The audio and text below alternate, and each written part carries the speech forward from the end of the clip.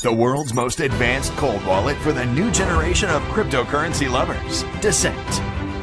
Quickly verify full transaction details on large OLED display. Save valuable time using 4 buttons for fast operations. With Descent's fingerprint authentication, transactions are made. A lot in the news. A lot of it's about the SEC right now is what at least I'm seeing. We had the settlement with Kraken, for example. Now we have just a civil complaint just been filed against Terraform Labs. What is the role of the SEC versus the CFTC? Are you feeling left out?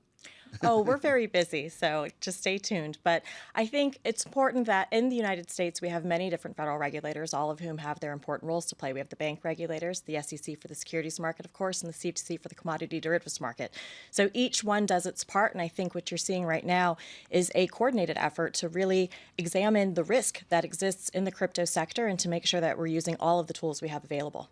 So let me get specific about one thing, stablecoins. Because they've been a theme through this. And we've seen, as I say, state regulation here in New York as well as federal regulation. Where are you on the question of whether they're a security or not? So I think not all stablecoins are the same. It's really important to look at each one and see how it's structured. So this is, of course, a facts and circumstances analysis, a technical legal analysis. So there are many stablecoins that are structured as payment stablecoins, which would fall under the bank regulators and payment regulation. There are some that are structured and that the SEC has alleged are securities. There are some that to me seem to be derivatives. And so that would fall under our jurisdiction as well as the SEC's. Well, I wonder, are there some that are both? As a practical matter, I mean, like Binance, it's called Binance Peg BUSD.